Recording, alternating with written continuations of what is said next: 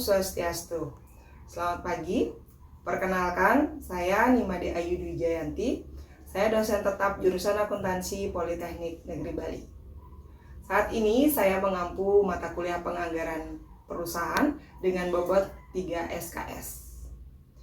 Deskripsi mata kuliah ini adalah materi dalam mata kuliah penganggaran perusahaan dirancang untuk meningkatkan pengetahuan mahasiswa mengenai konsep dasar penganggaran, melakukan praktik penyusunan penganggaran, menyusun laporan anggaran, dan melakukan analisis anggaran. Mata kuliah penganggaran perusahaan memiliki 5 kemampuan dasar yang menjadi kemampuan yang diharapkan. Yang pertama, mahasiswa mampu memahami konsep penganggaran sebagai alat perencanaan dan pengendalian manajemen. Yang kedua, mahasiswa mampu memahami jenis dan fungsi anggaran perusahaan. Yang ketiga, mahasiswa mampu memahami anggaran operasional dan anggaran keuangan. Yang keempat, mahasiswa melakukan penyusunan praktik anggaran keuangan dan anggaran operasional. Dan yang terakhir, mahasiswa mampu melakukan analisis anggaran dalam pengambilan keputusan pada entitas jasa, dagang, dan manufaktur. Mata kuliah penganggaran perusahaan dilakukan dalam 16 kali pertemuan sesuai dengan kalender akademik Politeknik Negeri Bali, di mana dalam 16 kali pertemuan itu terdapat 8 sub bahasan yang terdiri atas 1. Konsep dasar penganggaran perusahaan. Yang kedua, fungsi dan jenis anggaran. Yang ketiga, menyusun anggaran penjualan. Yang keempat, menyusun anggaran produksi. Yang kelima, menyusun anggaran bahan baku. Yang keenam, menyusun anggaran biaya tenaga kerja dan biaya overhead pabrik. Yang ketujuh, melakukan penyusunan anggaran keuangan. Dan subtopik yang terakhir adalah menyusun laporan anggaran dan melakukan analisis anggaran.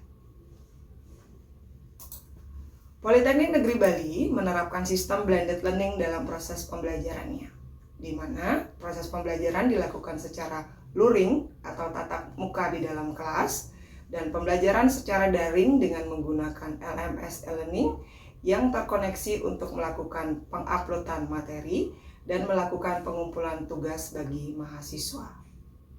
Baik, selanjutnya saya akan menjelaskan metode pembelajaran yang saya lakukan dengan menggunakan metode DEI. Metode DEI dimulai dari delivery, interaction, dan assessment. Untuk metode delivery, saya melakukannya dengan metode ceramah. Metode ceramah saya lakukan dengan melakukan pembagian materi terlebih dahulu lewat grup WhatsApp, kemudian melakukan pembuatan RPS, dan juga membagikannya di grup WhatsApp. Nah, setelah itu, metode pemberian ceramah saya lakukan dengan membagikan PowerPoint presentasi. Kemudian setelah melakukan pemaparan materi di dalam kelas, saya akan melakukan tanya jawab, diskusi, dengan melontarkan pertanyaan kepada mahasiswa, kemudian memberikan kesempatan kepada mahasiswa untuk menjawab. Selanjutnya, saya juga akan memberikan project based learning kepada mahasiswa untuk mengembangkan dan menghubungkan antara teori yang mereka dapatkan dengan masalah-masalah yang terjadi pada kehidupan nyata. Baik, metode yang kedua, interaction. Saya biasanya pada saat awal mulai perkuliahan akan melakukan pengarahan kepada mahasiswa dengan membentuk grup WhatsApp. Nah, di grup WhatsApp itu saya akan melakukan pembagian RPS untuk pertama kalinya. Kemudian saya juga akan melakukan interaksi dengan menggunakan kuisis. Kemudian di saat melakukan penilaian terhadap hasil pembelajaran mahasiswa tentang tingkat pemahamannya, saya akan menggunakan media Mentimeter. Nah, di situ mahasiswa dapat memberikan masukan tentang harapan-harapan yang mereka inginkan dari proses pembelajaran. Sehingga dengan adanya program-program dari e-learning, mahasiswa akan dapat melakukan pembelajaran di mana saja, kapan saja, dan melakukan diskusi kapanpun. Selanjutnya, tahap asesmen. Tahap asesmen biasanya saya lakukan terhadap tugas-tugas yang sudah saya berikan kepada mahasiswa dan sudah diupload di dalam LMS Sistem E-Learning Politeknik Negeri Bali. Nah, kemudian pada saat UTS saya juga memberikan penilaian, pada saat UAS saya juga memberikan standar penilaian yang penilaiannya sudah disepakati di awal perkuliahan, di mana bobot penilaian itu terdiri atas kehadiran mahasiswa, kemudian diskusi, jawaban-jawaban pada saat diskusi, UTS, dan UAS. Berikut akan saya sampaikan dokumentasi pembelajaran yang sudah saya lakukan dan juga video pembelajaran saya di dalam kelas dalam mata kuliah penganggaran perusahaan, subtopik yang pertama, konsep dasar anggaran perusahaan. Terima kasih dan selamat menyaksikan.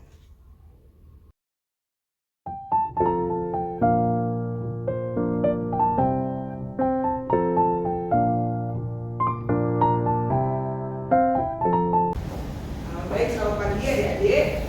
Perkenalkan, saya Ibu Ayu yang akan mengampu mata kuliah penganggaran perusahaan. Oke, di pertemuan pertama kita, sebelum kita mulai perkuliahan hari ini, sesuai dengan konsep Grand Etik di Politeknik Negeri Bali, kita awali dulu dengan melakukan doa sejenak. Oke, kita mulai berdoa dulu. Doa mulai.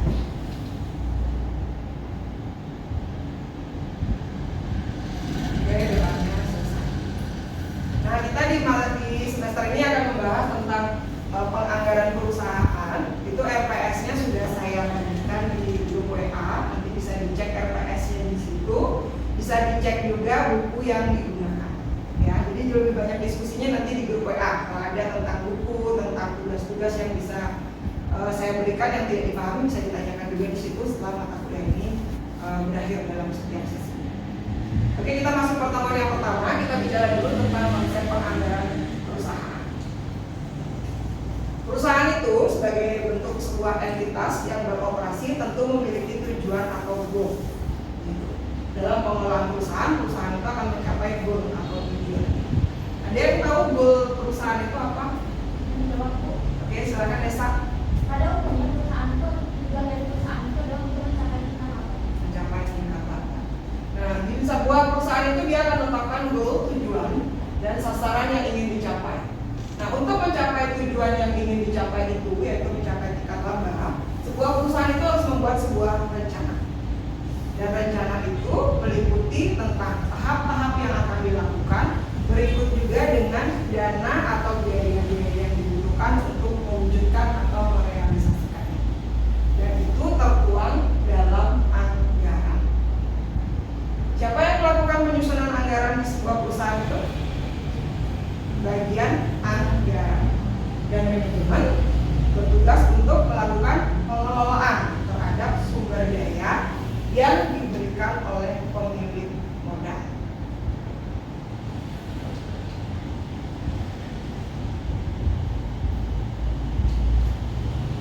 Anggaran dan penganggaran. Tentu sudah banyak yang dengar ya, anggaran dan penganggaran. Dalam sebuah kegiatan kita tentu sering mendengar kata anggaran. Apa sih itu anggaran? Anggaran adalah sebuah rencana yang bersifat sistematis yang dinyatakan dalam bentuk angka dan dinilai dalam satuan unit moneter. Meliputi seluruh kegiatan dalam satu periode tertentu yang dilakukan di masa yang akan datang. Jadi kalau kita ingin melakukan sebuah kegiatan di masa yang akan datang, anggarannya dibikin sekarang atau nanti? Sekarang. Jadi saat ini kita buat anggarannya untuk direalisasikan pada kegiatan yang akan datang. Nah, proses penyusunan anggaran itu disebut dengan penganggaran. Jadi ada anggaran. Anggaran adalah rencana yang bersifat sistematis yang dinyatakan dalam satuan unit moneter yang akan digunakan pada periode yang akan datang sebagai rencana kerja. Dan proses penyusunan anggaran itu sendiri disebut dengan penganggaran. Sekarang kita masuk ke ciri-ciri anggaran. Ciri-ciri yang pertama, anggaran itu dinyatakan dalam satuan unit moneter. Apa satuan unit moneter? Ada yang tahu? Oke, silakan deh. Menurut saya, satuan moneter itu di mana anggaran disusun berdasarkan satuan mata uang yang di mana dalam praktiknya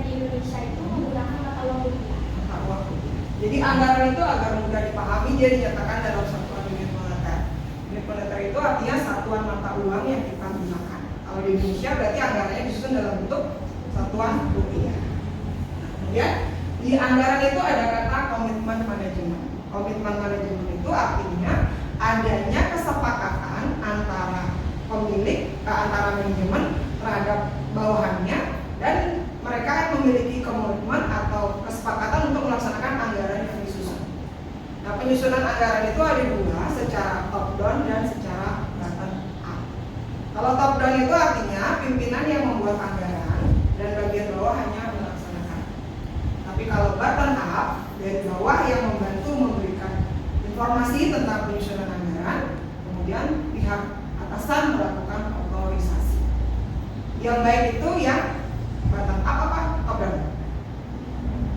Yang dari bawah ke atas apa dari atas ke bawah sih? Dari bawah ke atas. Itu yang baik. Jadi semua orang-orang yang bersifat sebagai pelaksana itu turut memberikan masukan terhadap penyusunan anggaran. Dan itu akan terlaksana dengan baik kalau ada komitmen. Kemudian satu, anggaran itu bisa diperbaiki nggak? Bisa. Kalau ada sesuatu lain hal yang bisa mengubah, dilakukannya lewat revisi anggaran. Kemudian anggaran mencakup kurun jangka waktu 1 tahun. Jadi periode anggaran itu biasanya disusun di awal tahun, kemudian pelaksanaannya selama 1 periode akuntansi, dan di akhir periode di bulan Desember akan dibuat laporan realisasi anggaran. Jadi dia berlaku jangka pendek. Ada juga sih anggaran jangka panjang, tapi secara umum dia berlakunya setahun. Kemudian anggaran itu harus disusun dan disetujui oleh pejabat yang lebih tinggi. Siapa biasanya yang melakukan persetujuan terhadap penyusunan anggaran? Pak Almon, silakan.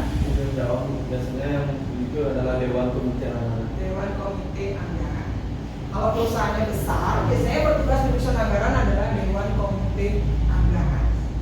Kemudian setelah disetujui, anggaran itu dilaksanakan dengan penuh komitmen oleh seluruh komponen organisasi. Kalau semua melakukan dukungan dan komitmen, maka semua rencana dan program kerja dari sebuah perusahaan itu akan dapat diwujudkan. Kemudian yang terakhir harus dianalisis. Anggaran itu di tahap akhirnya harus dibuat sebuah evaluasi. Sehingga di tahap akhir itu akan diperoleh simpangan atau uangnya. Apakah simpangannya menguntungkan atau merugikan? Itu harus dianalisis. Kalau simpangannya merugikan, harus dilakukan sebuah evaluasi. Kenapa bisa terjadi penyimpangan? Dan itu dijadikan tolak ukur dalam penyusunan anggaran di periode berikut. Sampai di sini ada pertanyaan dulu? Belum ya? Kita lanjut dulu.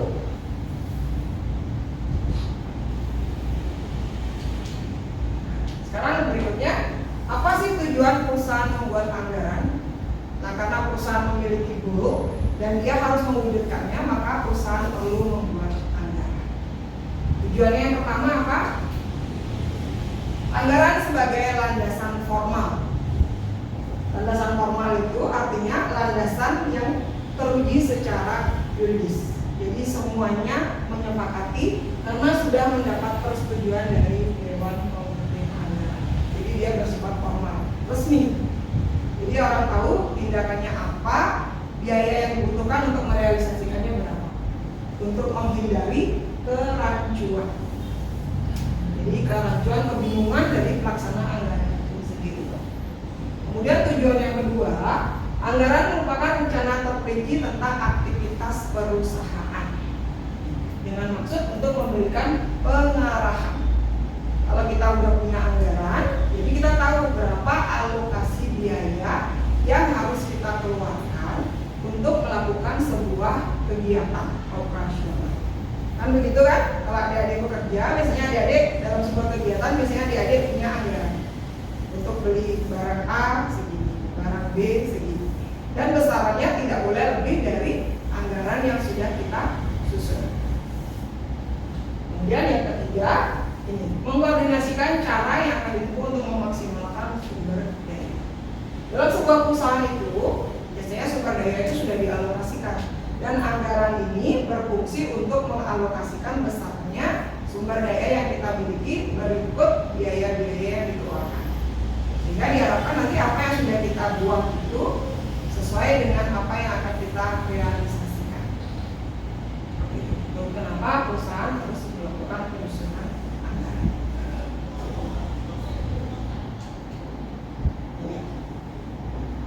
Anggaran itu terkait juga dengan fungsi-fungsi manajemen. Fungsi manajemen ada berapa? Ada 5. Siapa yang tahu fungsi manajemen ada berapa? Fungsi planning, fungsi perencanaan, kemudian fungsi planning, organizing, yang ketiga staffing, directing, dan controlling. Jadi manajemen merupakan bagian juga dari anggaran, merupakan bagian dari fungsi-fungsi manajemen, terutama 2 fungsi ini sebagai alat perencanaan dan pengendalian. Anggaran sebagai alat perencanaan itu artinya apa? Artinya itu anggaran itu disusun di awal kegiatan atau sebelum kegiatan itu berlangsung. Anggaran itu disusun di awal sebelum kegiatan itu berlangsung, karena anggaran di sini adalah sebagai fungsi perencanaan. Jadi kalau kita bikin anggaran, kita tahu kita mau kemana, tujuannya apa, kemudian alokasi biaya yang dibutuhkan untuk merealisasikan itu besarnya berapa. Itu yang harus kita tahu. Makanya anggaran itu fungsinya adalah sebagai alat perencanaan, planning. Nah, di sini dia fungsinya adalah sebagai alat perencanaan. Kita mau bikin apa, alokasi biaya yang dibutuhkan itu berapa. Jadi buat di awal ketika kita akan melakukan sebuah kegiatan. Kan ada anggaran biaya kan. Kalau sudah disetujui anggaran yang kita ajukan itu baru nanti dilakukan otorisasi persetujuan oleh komite anggaran atau pihak yang berwenang. Kalau di perusahaan-perusahaan yang tidak terlalu besar, komite anggarannya itu tidak ada, tapi akan ada otorisasi dari bagian keuangan. Nah, setelah anggaran ini dibuat dan pelaksanaannya sudah dilakukan, maka di tahap akhir pelaksanaan, anggaran itu memegang fungsi manajemen yang terakhir, yaitu sebagai fungsi pengendalian. Apa itu fungsi pengendalian? Siapa yang tahu? Apa fungsi pengendalian, guys? Silakan. Anggaran sebagai alat fungsi kontrol pengeluaran perusahaan. Pengeluaran perusahaan. Anggaran sebagai fungsi pengendalian artinya di tahap akhir kegiatan sebuah perusahaan akan melakukan evaluasi untuk melihat apakah anggaran yang sudah disusun di awal sebagai tahap perencanaan itu dapat dicapai atau tidak, entah tujuannya, entah alokasi dana yang digunakan. Kalau semuanya tepat, tujuannya tepat, alokasinya, biayanya juga tepat, berarti anggaran itu disusun secara tepat juga. Kalau ada nanti selisih-selisih yang muncul itu biasa, dan selisih itu nanti bersifat favorable dan unfavorable, apakah dia menguntungkan atau tidak menguntungkan. Itu aja. Kalau dia menguntungkan berarti dijadikan dasar evaluasi di periode berikutnya. Kalau dia tidak menguntungkan berarti kita akan melakukan dasar juga, evaluasi juga dalam bentuk revisi-revisi seperti itu. Kemudian karena kita belajar tentang akuntansi, maka kita perlu melihat juga kenapa sih anggaran itu perlu dibuat oleh perusahaan. Secara lain dia melakukan kegiatan penyusunan laporan keuangan. Nah, anggaran itu komponen-komponen ini terdiri atas anggaran itu menggunakan data-data historis yang berasal dari laporan-laporan sebelumnya. Nah, accounting juga menggunakan data historis. Nah, pertanyaan saya, ada yang masih ingat data historis itu apa? Siapa yang tahu?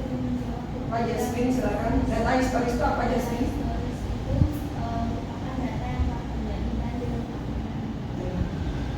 Semua ingat ya, data historis ya. Data historis adalah data yang sudah terjadi dan dilengkapi dengan bukti-bukti transaksi. Kalau datanya aja ada tapi bukti transaksinya ada, masuk ke data historis? Tidak. Jadi tidak seperti itu. Anggaran juga begitu. Kalau kita melakukan penyusunan anggaran, kita lihat dulu dari transaksi-transaksi sebelumnya untuk melakukan perbandingan. Belum kita tuangkan dalam anggaran itu sendiri. Nah, yang kedua, hubungan anggaran dengan accounting. Anggaran itu juga mengandung format baku yang disusun dalam satu satu format accounting. Penyusunan anggaran ini akan kita lakukan mulai pertemuan berikutnya. Jadi setelah pertemuan hari ini kita akan masuk di pertemuan berikutnya yang kedua, baru kita akan mulai dengan berbicara tentang anggaran penjualan. Ya. Kemudian di tahap akhir, accounting juga melakukan evaluasi sama dengan anggaran. Anggaran juga di tahap akhir akan melakukan tahap evaluasi. Nanti setelah konsep dasar penganggaran yang kita pelajari saat ini, nanti di pertemuan-pertemuan berikutnya kita akan mulai membahas anggaran yang pertama. Jadi anggaran itu ada beberapa jenis dan di tahap berikutnya kita akan mulai yang pertama, yaitu anggaran penjualan. Anggaran penjualan sebagai master budget. Master budget itu artinya anggaran penjualan itu menjadi dasar bagi penyusunan anggaran-anggaran lain. Contohnya dari anggaran penjualan nanti akan turun menjadi anggaran produksi. Anggaran produksi akan menjadi anggaran bahan baku. Setelah anggaran bahan baku kita belajar tentang anggaran tenaga kerja. Setelah anggaran tenaga kerja kita akan belajar tentang anggaran biaya overhead. Setelah itu baru kita masuk ke anggaran keuangan. Seperti itu tahapannya ini. Silakan ada yang mau bertanya dulu dari materi yang saya sampaikan. Siapa yang mau bertanya dulu? Oke deh, silakan.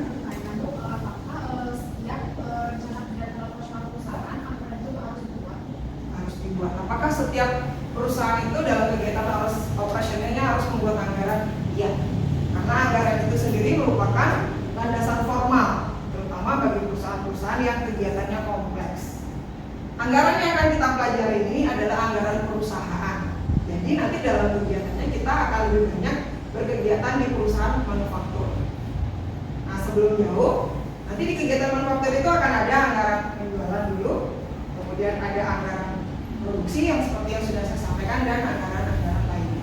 Jadi dalam kegiatan operasionalnya akan lebih baik kalau dia punya anggaran. Nah sebelum masuk lebih jauh, apa itu perusahaan manufaktur? Perusahaan manufaktur? Perusahaan yang mengolah bahan baku menjadi produk jadi. Jadi di situ lengkap sekali di manufaktur itu. Ada bahan baku, kemudian ada barang jadi. Nah dari bahan baku itu nanti kita bikin anggaran bahan baku. Nanti kalau barangnya sudah jadi, kita bikin anggaran bahan baku, tenaga kerja dan biaya overhead. Dan setelah barangnya siap untuk dijual, kita akan membuat anggaran penjualan. Seperti itu. Oke, silakan ada pertanyaan lagi? Ya. Nah, sebagai tahap evaluasi, nanti di setiap perkuliahan saya akan memberikan kuis. Kuisnya itu nanti bisa diisi dalam bentuk kuisis. Nanti bisa diisi untuk melihat pemahaman adik-adik sejauh mana terhadap materi yang saya sampaikan. Seperti itu. Dan kemudian untuk materinya sendiri, selain saya bagikan di WA, materi ini ada juga di e-learning, PNB, Learning Management System, dalam mata kuliah penganggaran perusahaan. Oke, tadi saya belum absen. Setelah perkuliahan ini, silakan absensi nanti isi di e-learning. Sebelum juga saya panggil absensinya secara manual, silakan isi di e-learning dan juga di absensi sio